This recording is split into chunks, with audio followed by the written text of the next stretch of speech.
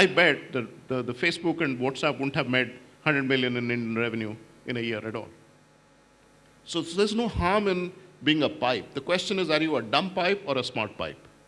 And the movement from an operator point of view should be towards smart pipe. But bigger thing that I think, coming back to my first part of the briefing that I had done, I find most operators are extremely close. In a sense, their networks are very close.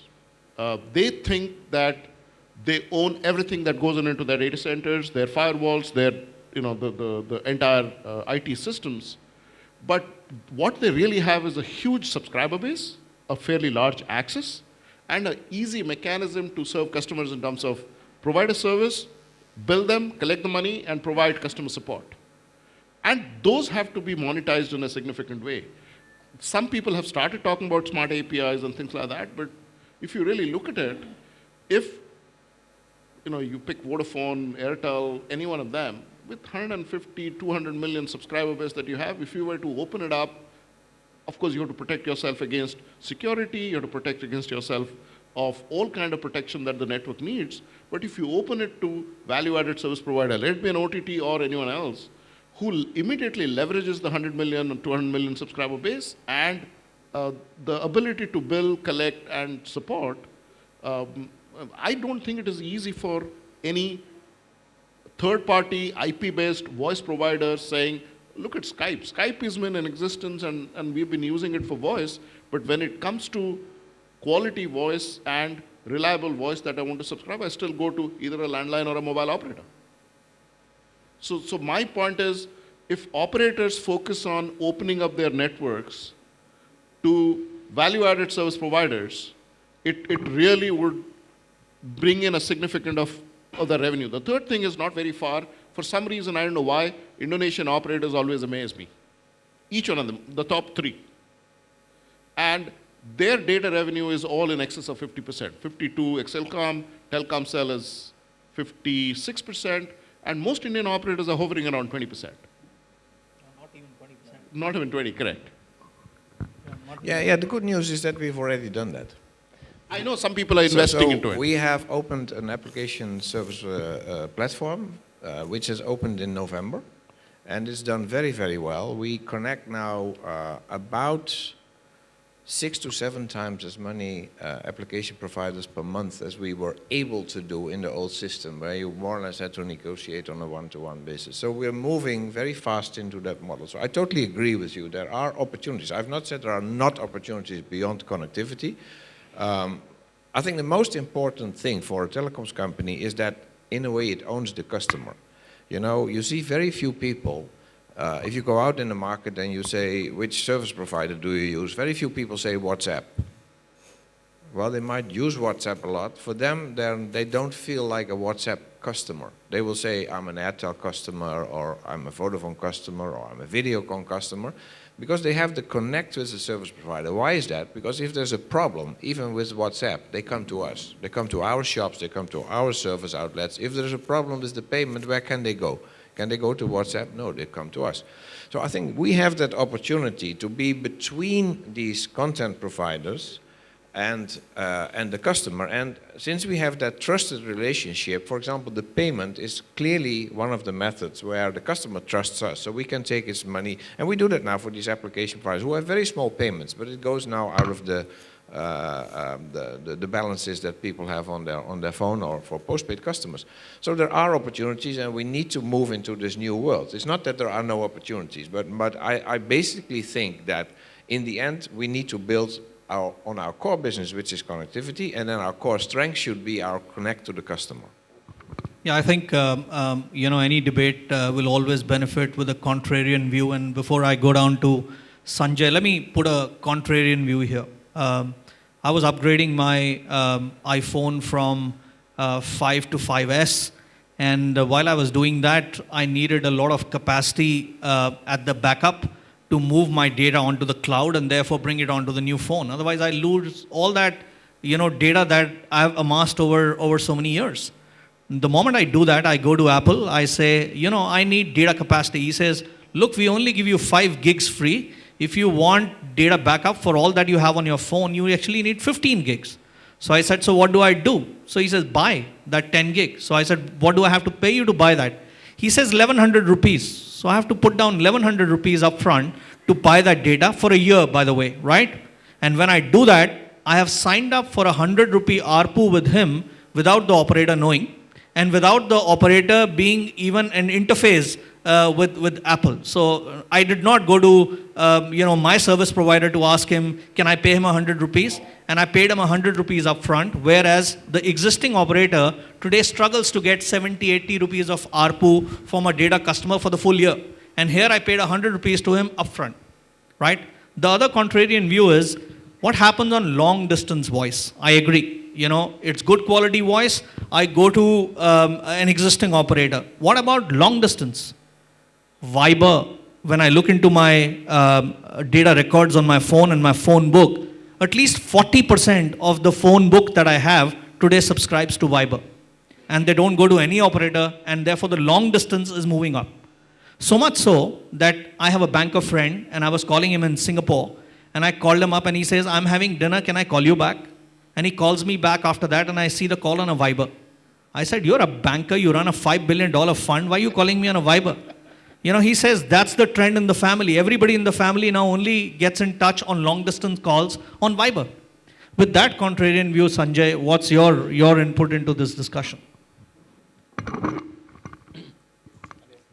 I think good to hear Martin just shared that they opened up Vodafone for the application, and it's a good addition to their overall initiative. I'd like to bring maybe another angle. We heard Sam in the morning talked about inclusive growth as a way forward for government of India as an initiative.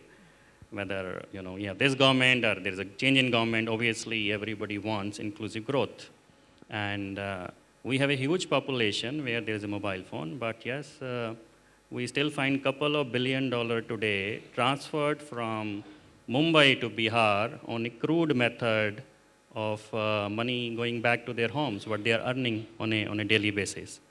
So this is a very simple example that there is a huge economy which is running, which could easily be shifted to a mobile phone, and obviously can add a huge revenue to an operator and give a very great value to the guy who is transferring. If I just share, which I got to know, I'm not sure I'm right or wrong, 10% money is charged if you're transferring 1,000 rupees from Mumbai to Bihar to any other village.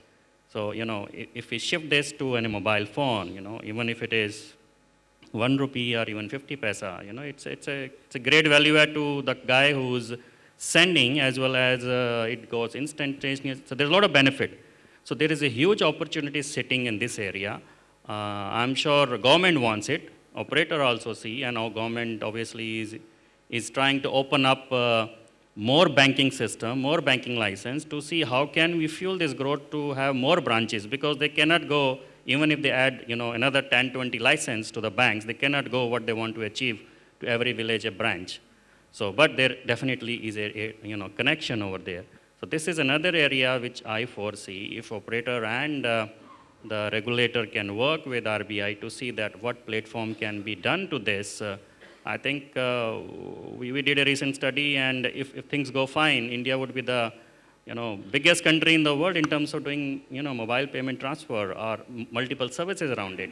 We have seen that happening in Africa, where obviously there were reasons, but there is a much bigger market here, and not only in India. You see nearby countries. A similar phenomena, Sri Lanka, Bangladesh, or any of these countries. So this is a region where there is a huge potential sitting, and I'm sure we need to see how do we cater to that potential working with government. Instead of asking reduce 29% to 15%, maybe say that, okay, how can you include this as a partner to us, and how can we give service to inclusive growth, which the government wants, and open up some of the restrictions which we have today, which is not taking it to the next level. So I think that's an interesting area which I foresee. I'm sure that people will have views on this. Yeah. This mobile money order, this one scheme of mobile money order of Department of Post, which we are already doing since past 8 months now.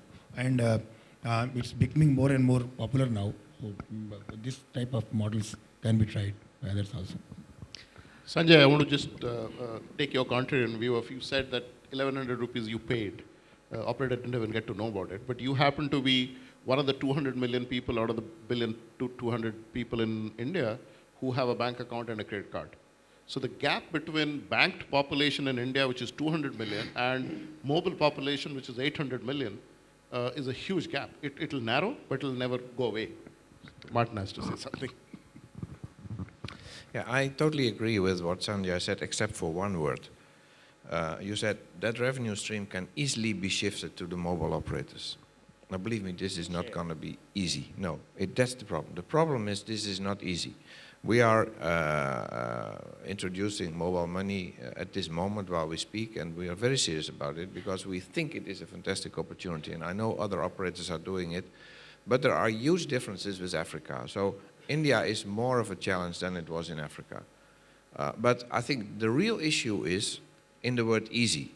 You need to convince people to change their behaviors, and that is really difficult. Payment is a behavior. It is related to trust, and it is related to a trusted experience. So even, believe me, the guy from Mumbai, the driver from Bihar, he sends his money, you know how he does it?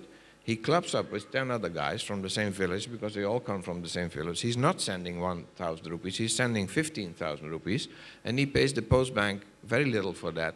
And in the village, they make sure that the distribution goes. They all have their own mechanisms to do it.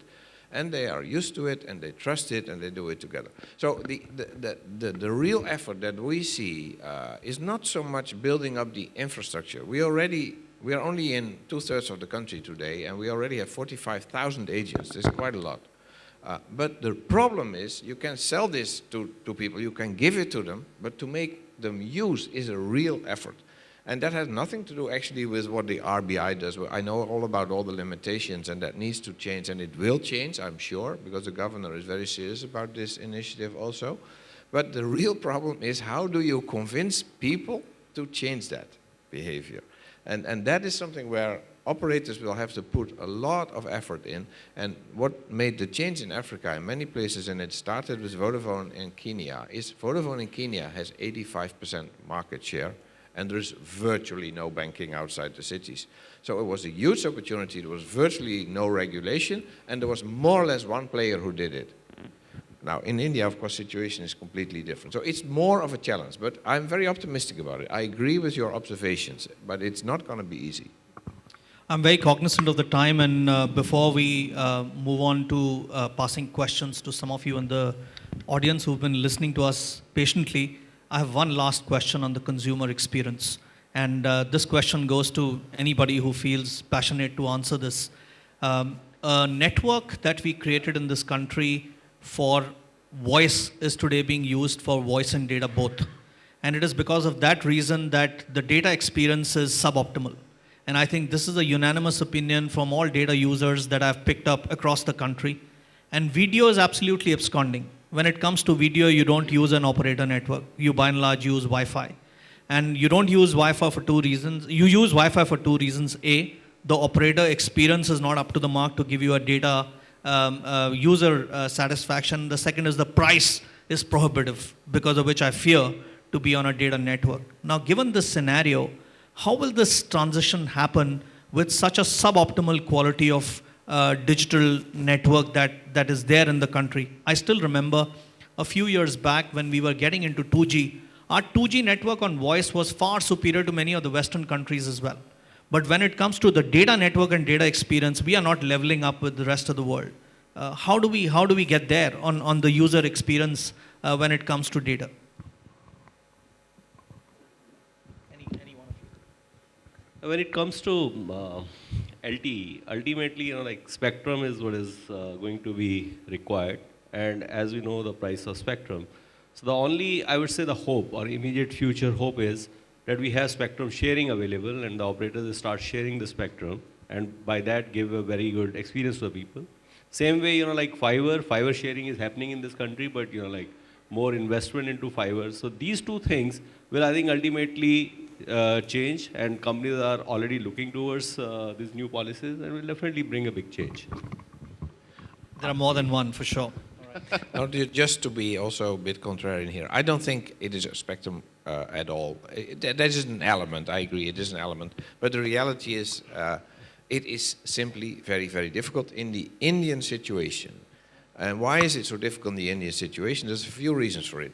First of all, we don't have the capability. We don't have people who can really well monitor, build, and tune 3G networks, because it's a new technology.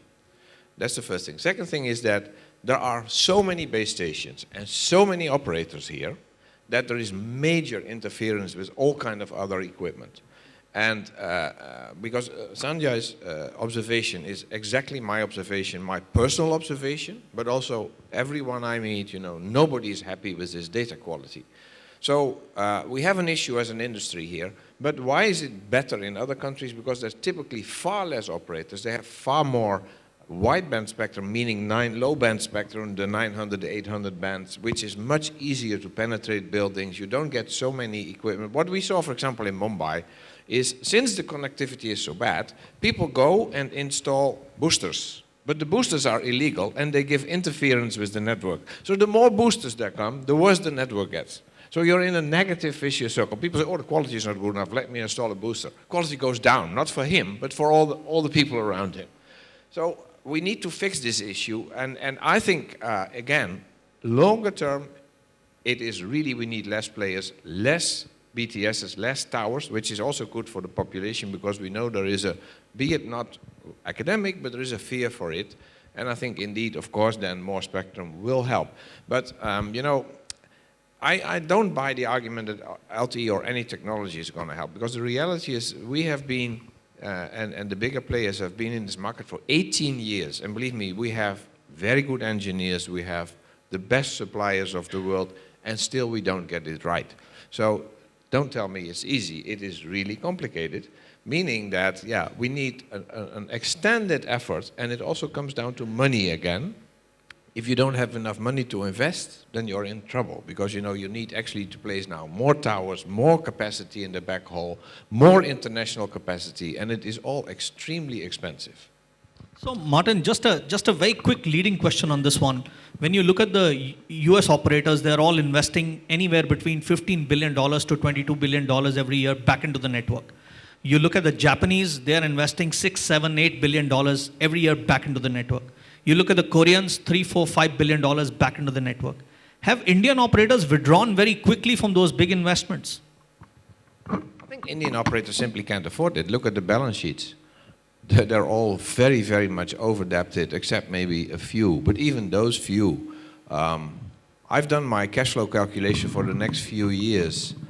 What we will have, not only what we already committed to spectrum, but what we will have to pay more for spectrum that's coming up. Because this auction, you said is 60,000 plus crore for spectrum.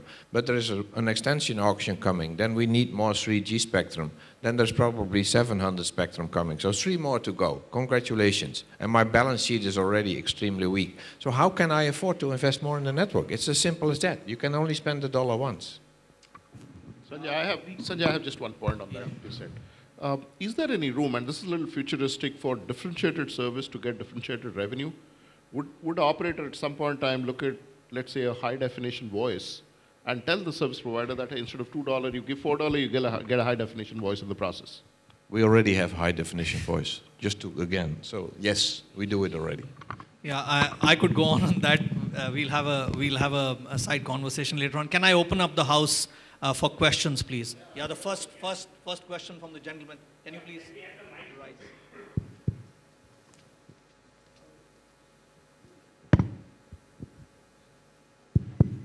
Yeah, I'm Colonel Yashpal. Can everybody hear me?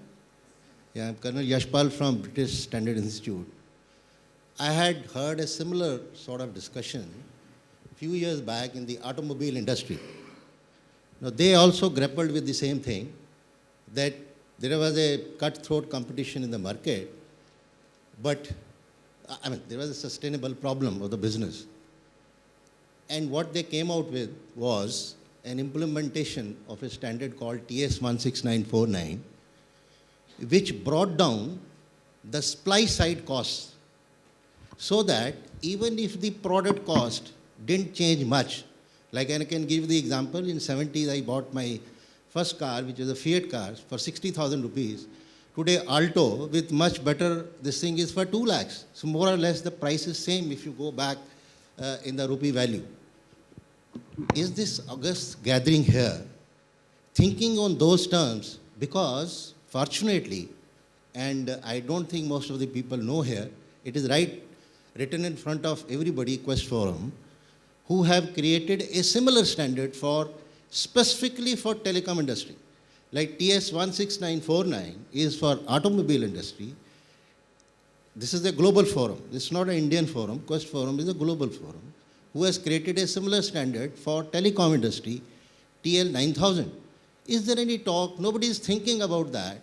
That let the cost at which customer is asking the services or product as network is remains the same. There are certain things which from the government side there are some problems. How do we implement the TL 9000 on our supply chain side to reduce the cost of the inputs to the service provider? That's my first question. How do you, hold on. You know, just Hold on, it's a connected question, please. one question, please. Yeah, We it's don't not, have so it's much a time. connected question. Yeah. The connected question is, there are 2,000 certification of TL 9000 over the globe. There are only 60 in India. Do we think in the Indian telecom industry thinks that probably they are fools or we are wisers? Thank you.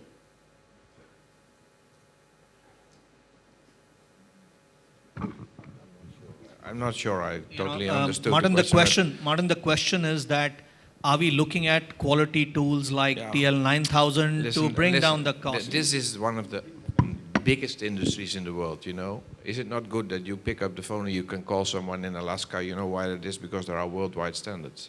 This is not about standards.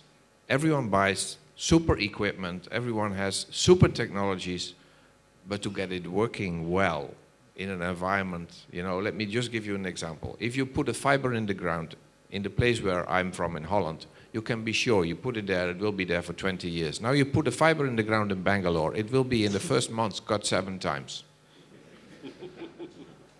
This is what we're talking about. If you put a base station up in Germany, you probably have 2 minutes per year outage of electricity. We put base stations up everywhere in the country. You might be lucky if you get 16 hours electricity. I can go on and on and on. So this is, no, but this is not, believe me, about standards, because this is a very high technology industry who has all the ISO 9000 whatevers and much more. That's not the issue.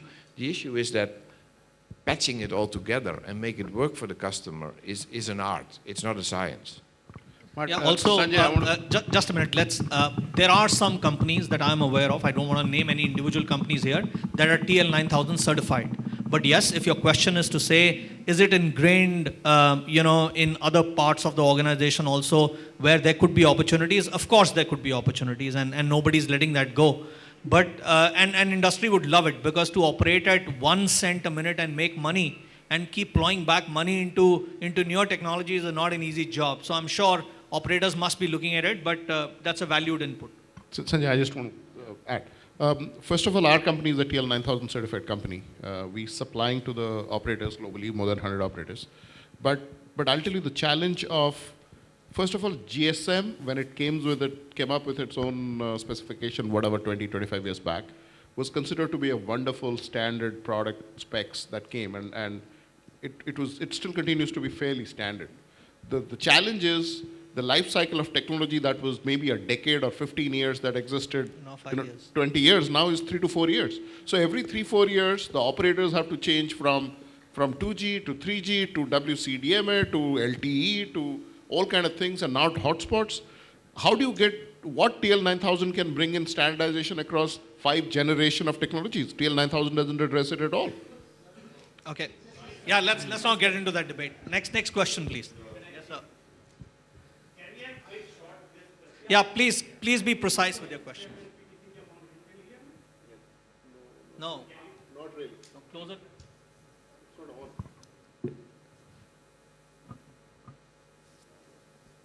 Yeah, it's on now. That's on. Hold it closer to your mouth. In the telecom industry here, discussion always centers around the spectrum and all. And we know the constraint. But we never talk of the fiber which has to really penetrate to offload the mobile, to connect the, and wiring of the buildings with fiber and all. Other countries like China, 30 million home pass China Telecom. The incumbents are not thinking of any capex towards the fiber, and government, though it has put in NTP 12, access network sharing, fiber, active sharing, has done practically nothing after that, because they are tied down with only mobile. If we don't really care for it, we do anything, but will not really be taking off. In Europe and all, municipalities are putting fiber. Incumbents are putting fiber everywhere. What is the policy of government to really have fiber to the home and share it, make active sharing, fiber sharing, then only we can really take off. That's what I feel. Yeah, well, I think everyone is building fiber, but I agree it is an issue, and it is an issue because it's very expensive. But I think that you can expect two things to happen. One is the in-the-home environment, which Sampritola called the 3 screens, more or less, and Sanjay was also referring to it in his question too, what is BSNL doing there? I think you will see develop an in-the-home environment, which is in the end fibered up to the building, and then in the building it will be split. And you will probably get everything from that supplier, which is broadband, you will get your TV, Wi-Fi, whatever. Now, the other thing is then what outside the home, and that is more or less the mobile business. That's more or less what we are talking about mainly, at least I'm talking about mainly. Even there, if you see the capacity that is needed now for data, and we're only supply constrained, believe me, that is what my conclusion is, and also you can see it from the discussions here. Everyone is saying my video doesn't stream, so the moment it streams, we would all use a lot more video. It's only capacity constraint, meaning that you will have to fiber up probably in the end all your base stations.